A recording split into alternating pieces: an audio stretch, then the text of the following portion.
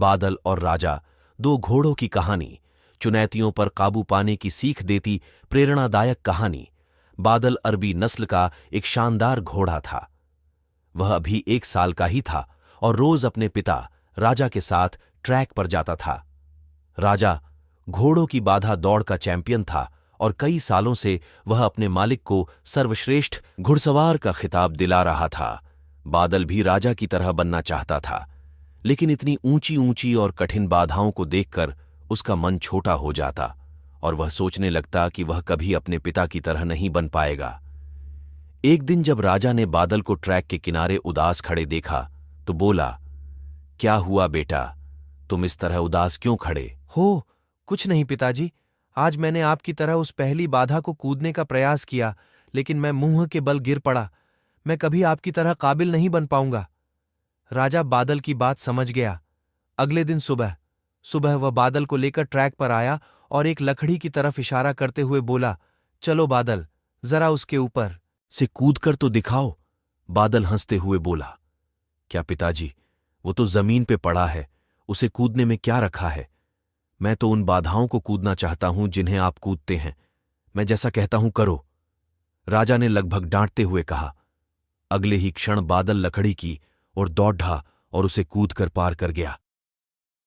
शाबाश, ऐसे ही बार बार कूद कर दिखाओ। राजा उसका उत्साह बढ़ाता रहा। अगले दिन बादल उत्साहित था कि शायद आज उसे बड्ढी बाधाओं को कूदने का मौका मिले, पर राजा ने फिर उसी लकड़ी को कूदने का निर्देश दिया। करीब 1 हफ्ते ऐसे ही चलता रहा। फिर उसके बाद राजा ने बादल से थोड़े और बढ़ी लकड़ी को कूदने की प्रैक्टिस कराई।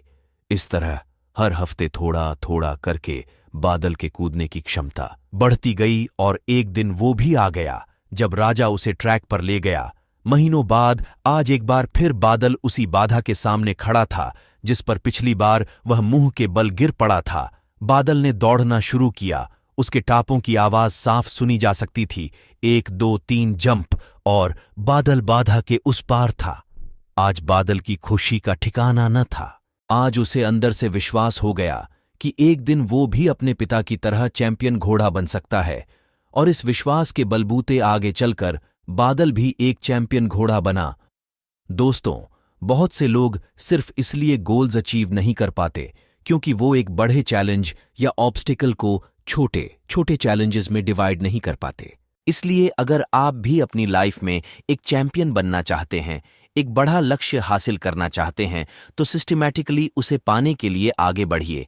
पहले छोटी छोटी बाधाओं को पार करिए और अल्टीमेटली उस बड़े गोल को अचीव कर अपना जीवन सफल बनाइए। या इस कहानी की सीख यह है कि जल्दी हार मत मानिए, बल्कि छोटे से शुरू करिए और प्रयास जारी रखिए। इस तरह आप उस लक्ष्य को भी प्राप्त कर पाएंगे जो आज असंभव लगता है।